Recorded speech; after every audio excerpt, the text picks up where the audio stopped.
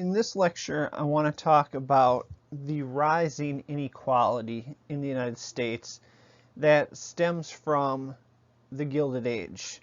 Now, to connect it to prior lectures, I want to refer back to the most recent one on transcontinental expansionism, because what we see is, along with the movement of people, is the movement of goods. And in the process of creating this vast system of transportation, the railroads, we would see the creation of a national market, and in fact an international market, because what you're going to see is, if you remember when I talked about the radical Republicans, one of the reasons why they were willing to expend so much federal money towards the railroads was because of the hope that eventually, with the transcontinental railroad reaching west, it would allow for the shipment of goods into the Asian market. So nonetheless, to tie it into the current lecture here, with the growth of this national market, you would have an enlarged national economy. And what we're going to see during this age is particular industries that really manipulate and grab hold of this new national economy and take advantage of it to fill their own pockets to levels never before seen in history. But at the same time, we're going to see the majority of Americans living in dire situation.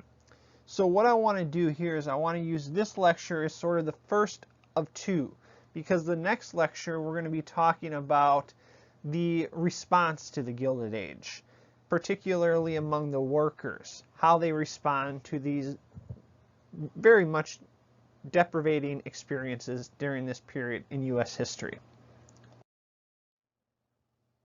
I want to start this lecture by talking terminology.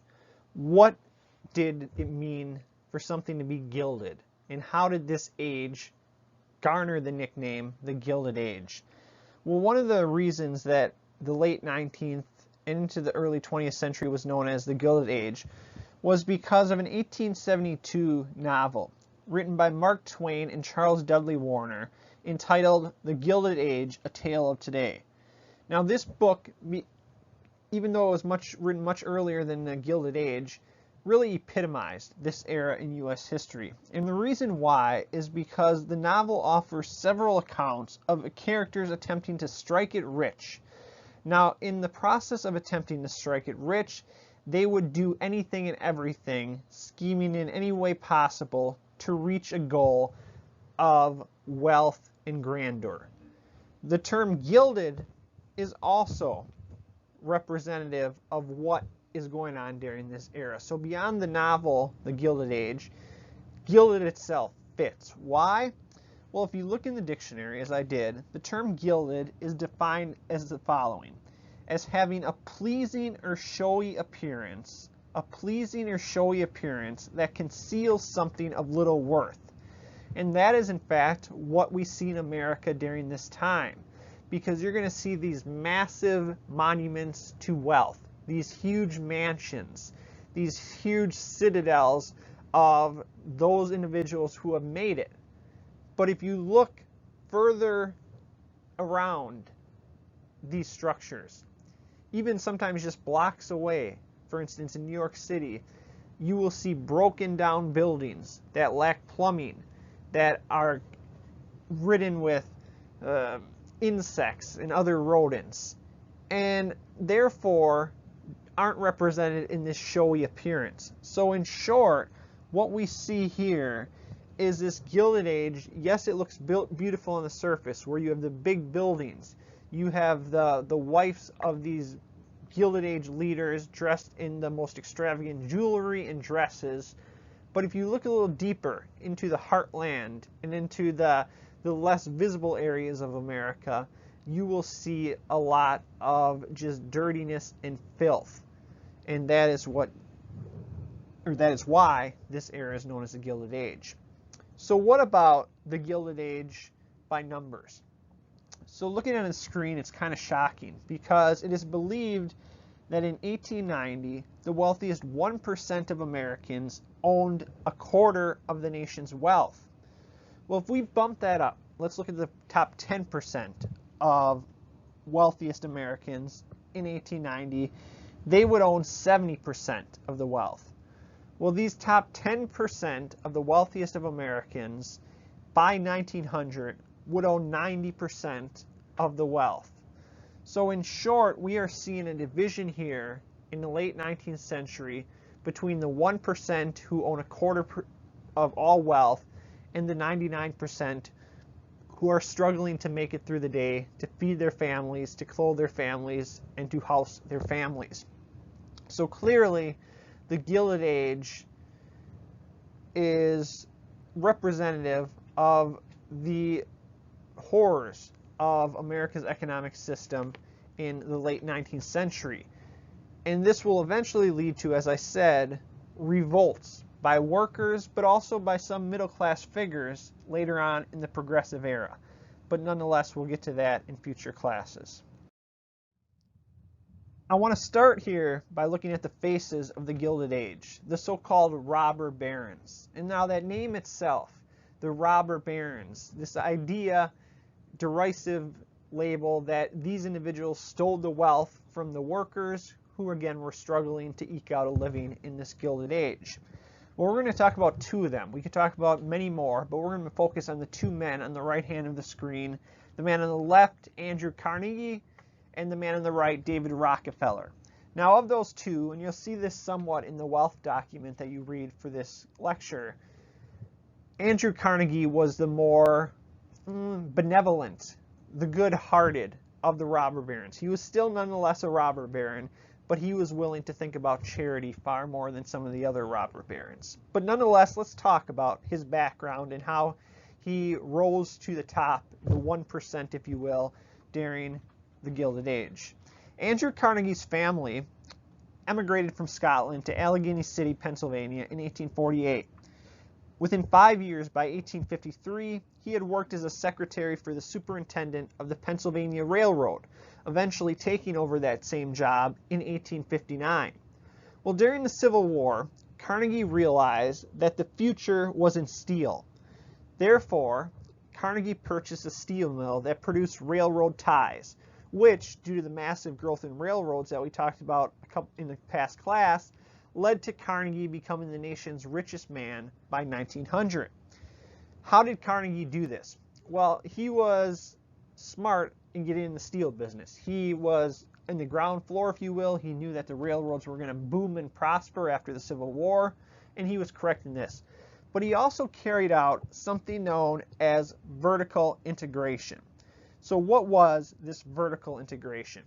It was a process that involved cutting out the middleman and taking over every step in the manufacturing of steel, all the way from the mining of the initial ore and then moving up to the marketing of the final product. By bringing everything in-house, he no longer had to pay out to all these different individuals who were carrying out these tasks for other corporations, and this allowed Carnegie to save a ton of money. Well, the other individual that I want to talk about was David Rockefeller, the man on the right hand of the screen. John D. Rockefeller, hence the name David Rockefeller, purchased his first oil refinery in Cleveland in 1863. 7 years later, by 1870, following a process of horizontal integration that involved buying out competitors, Rockefeller opened up Standard Oil. In addition to forming an oil monopoly, Rockefeller used the success of his oil company to force the railroads to offer him a lower rate than his competitors. This was known as rebates during this time. So with these lower rates, not only was the wealthiest man now shipping out tons and tons of gallons of oil, but he was actually doing so at a cost that was cheaper than, say, the average farmer who was trying to ship out his crops on the railroads as well. So therefore, with lower competition, because he was buying all of his competitors with horizontal integration, and with these railroad rebates that allowed him to pay lower freight rates, Rockefeller was able to undersell his competition and become one of those 1%. As it turned out, corporate leaders like Carnegie and Rockefellers and the other robber barons not only controlled the economy, but they also, through the strength of their corporations, controlled every governing institution in the United States and perhaps abroad. So what I want to talk about now is the corporatization of America. In short, or another way to think about this, is the rise of the corporation in U.S. history.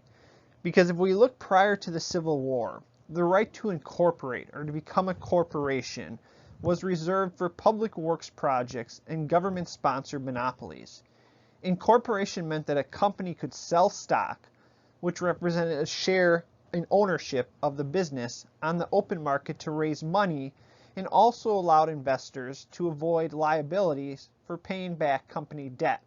So in short, this allowed not only individuals and companies to take in money to then grow their business, but to take chances and take risks, because they would no longer have to then pay back any liabilities that they should accrue if they had to foreclose and become bankrupt and declare bankruptcy. Well, in return for giving the right to incorporate, corporations, at least prior to the Civil War, were required to serve the public good. This would change in the Gilded Age era, and we see this with the growth of corporate trusts, the trusts. So let's talk a little bit about the origins of that terminology and that practice. In 1882, Rockefeller's lawyer came up with the idea of the trust. In a trust, the owners of a corporation put their shares of their individual businesses in a trust that was managed by a board of directors who held, controlled, and managed all businesses in the trust. Well, as a result of these practices, by 1882, Rockefeller purchased 40 companies and placed them under the name Standard Oil Trust. By 1900, he controlled 90% of the nation's oil refineries, earning profits of about $45 million per year. And remember, this is in 1900. Or even in today's standard, that's a lot of money, but back then it was worth a lot more. So what we are going to see is now people like Carnegie taking hold of more and more of these companies, and therefore, as they do, their profit margins not only go up, but so too does their power. And we can see this in the cartoon, the political cartoon to the left, titled The Bosses of the Senate, where you have the seat of power in the government, in the Senate, so supposedly the people's institution, being towered over with these huge trusts from copper, from Standard Oil, from steel, from the mail. We can even see an entrance devoted specifically for these monopolists in the far right-hand corner. As you can see, these are big, girthy men, the fat cats, who were ruling over the Senate. But here's another interesting thing about this image. Whereas we have the entrance for the monopolists wide open and all the monopolists are striving in, look at the left-hand corner of this image. And if you look way at the top, you'll see the people's entrance. And below that, you'll see a big lock on it with the close sign.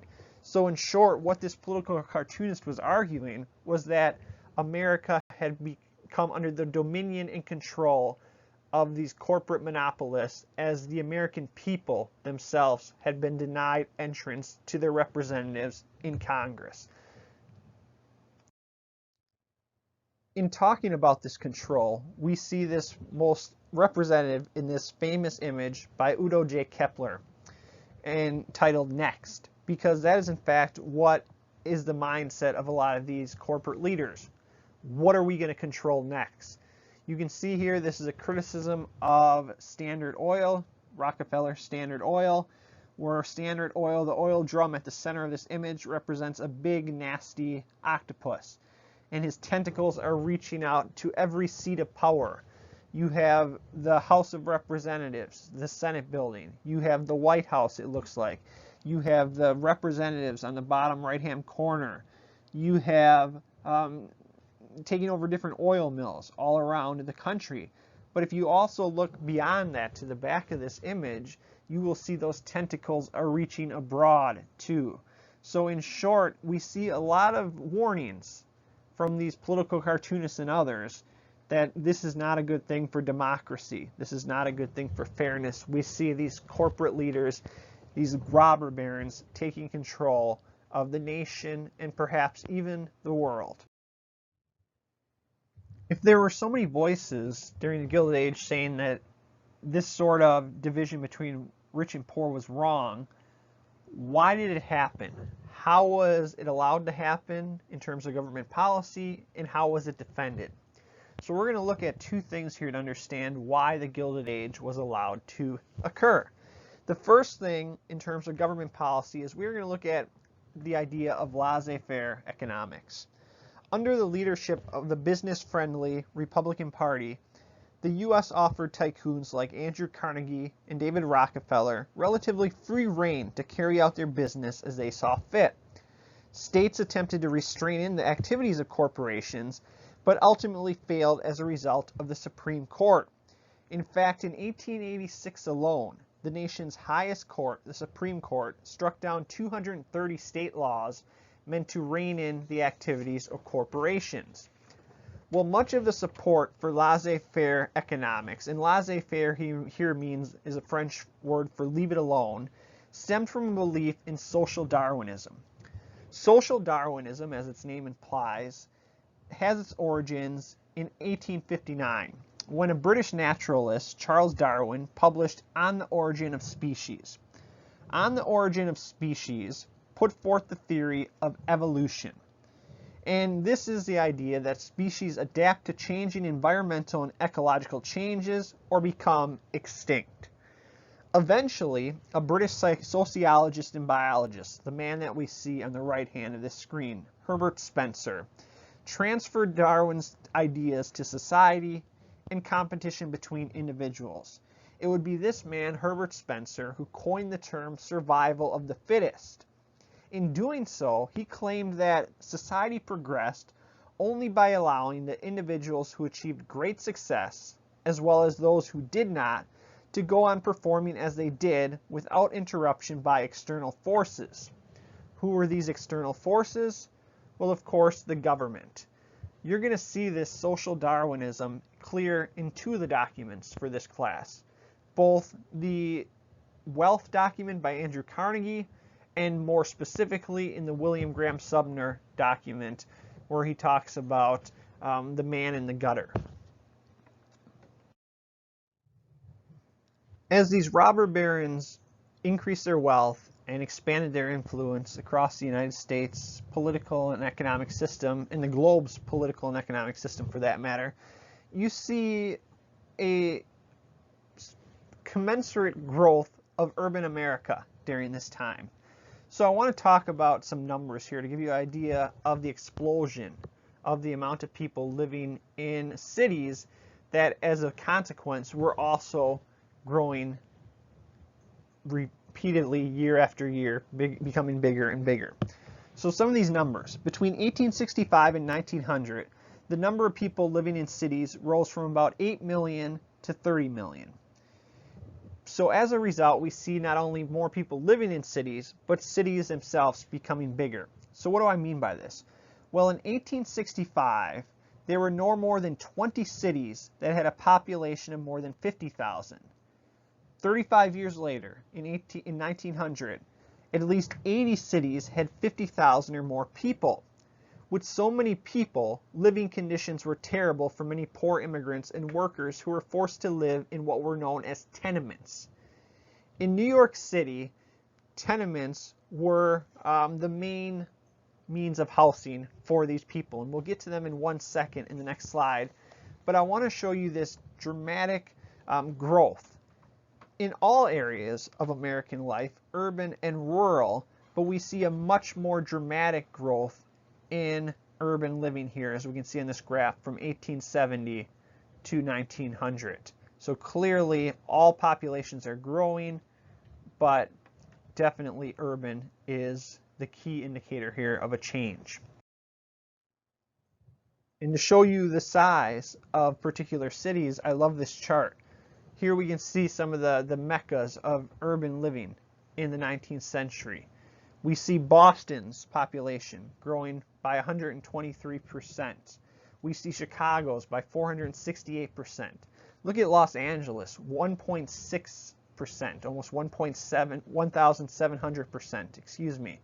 We see even more so Seattle, up by 21,000%, a population in 1870 from just 1,000 to 237,000 by 1900.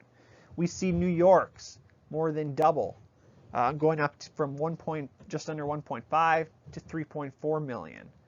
Some cities, for instance, Pittsburgh and Philadelphia, would experience a decline, but for the most part, major cities were growing, including Milwaukee, from 74,000 in 1870 to a population of 285,000 in 1900. So this is across the board in the East, the Midwest, and the West, a major boom for urban centers during this period in U.S. history. So let's talk about where a lot of these urban dwellers were living. They were living particularly in New York City, in these tenements. So let's talk a little bit about how these dumbbell tenements, as they are known, came to be. In New York City, a contest was held to develop the best tenement houses that could fit in the average 25-foot wide by 100-foot deep New York City lot. The 7-story dumbbell tenement design by James B. Ware won the plan. The Ware's floor plan allowed for 4 apartments on each floor with 3 small rooms each. There would be a combination bathtub kitchen sink in the living room kitchen, and each floor had 2 shared toilets in the public hall. The air shafts between the tenements were supposed to allow for natural sunshine, but the middle rooms were actually quite dark. Ignored by the middle class and wealthy citizens of the cities, most of these poor, largely immigrant populations were living in this dirt and filth and tight conditions without the public knowing. Well, that changed when Jacob Riis in 1890 published How the Other Half Lives in an attempt to expose to high society the terrible living conditions of families who were forced to reside in these tenements. You can see one of his pictures from How the Other Half Lives on the image on the right here. What do you have? It looks like you have a multi-generational family, perhaps, or at least here the mother and father. We have how many children? 1, 2, 3, 4, 5 living together in this tiny cramped room that looks like it has a stove on the far left corner, a closet in the back. You have the bed on the right. Again, tight, cramped living. Now, it's never, even up into the present day, easy to live in New York City, where it's always tight living spaces, but nowhere near the level that we see here in these tenements. Here we see in this slide an image from above. We talked about in a couple slides ago about the air shaft between the tenements. We can see that air shaft there. We can also see the dumbbell shape in below with the public hall dividing the different rooms, the different dwellings. Again, cramped conditions, terrible conditions, not what most ordinary people would want to live in. Clearly not what the wealthy would want to live in. And in fact, that's what makes these tenements so much worse, because particularly in a city like New York, you would have these tenements not far away from the buildings, the mansions of the robber barons. And what I want to do in looking at this image here is just to show that not all New Yorkers lived in such squalid conditions. There were the 1%ers, including Cornelius Vanderbilt. Vanderbilt was a robber baron who had made his fortune in the railroad and shipping industries, and he built his Petit Chateau on West 57th Street in New York City in 1883. Now get this, not only the lavishness of the building itself, but the housewarming party for this mansion was held by his wife, and it cost, in today's currency, $6 million. So you can imagine this party with all the wealthiest of the wealthy robber barons, the 1%ers, at this Petit Chateau, spending $6 million to have this party, when not too much further in New York City, you would have these people living in horrid, decrepit conditions in these tenements. And this is really representative of this Gilded Age in U.S. history. With populations rising, cities needed more public services and infrastructures. How so and why? Well, streets were often filled with contaminated water. There was horse urine all over and manure. Garbage and raw sewage also filled the waterways. So therefore, people started demanding streets, paved streets, I should say, or brick streets, and subways, elevated trains, bridges, docks, and sewers. And these demands would eventually open the door to urban political machines and bosses. These urban political machines and bosses. One of the most famous political machines existed in New York City, but they would exist across the nation. Chicago, in fact, would be controlled by political machines basically up through the 1970s with the daily political machine. But nonetheless, in New York City, the political machine there was led by William Marcy Boss Tweed, and he controlled the Democratic Party in the city. Tweed and these other big city bosses used their positions of power to provide services to the poor. But this was not only just their good-heartedness out of kind of benevolent intention, but rather they provided services to the poor in return for political support. And this is shown by the quote we have up on screen by ward healer George Washington Plunkett in New York City. These ward healers served as the eyes and ears of the operation. And as you can see, I'm not going to read the whole quote. You can read it yourself as you see it on the screen. But essentially what they are doing is they are providing these services in return for politics. So here a family is put out by a fire. This ward healer, George Washington Plunkett, goes down there and asks, do they need anything? And here he admits, it's philanthropy, but it's politics too. Mighty good politics. Who can tell me how many votes one of these fires brings me? The poor are the most grateful people in the world, and let me tell you, they have more friends in their neighborhoods than the rich have in theirs. So clearly, this is a way for them to hold and maintain power. Now, there's a lot of problems in terms of crookedness in these operations, but leave no doubt about it. They got things done and they brought benefits to a lot of people. For instance, Tammany Hall in New York City, this urban political machine there led by Boss Tweed. It helped build Central Park.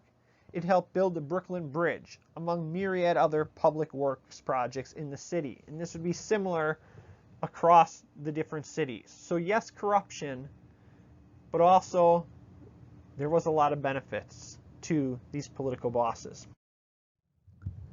I want to finish this lecture by talking about another drawback of this massive growth of urban centers, and that is the fact that with growing number of city dwellers, entertainment filled the city. People went to vaudeville shows for 1 penny and enjoyed their free time in saloons. In fact, by 1900, the United States had more saloons, more than 325,000 establishments, than grocery stores and meat markets. New York City alone had 10,000 saloons. Well, in addition to saloons, men visited the many red light districts of New York and other cities. Here you can see New York City from 1870 to 1879, and again from 1900 to 1909. And what we see during this 20-year period is a massive growth in the number of houses of prostitution in these areas. So why am I bringing this up?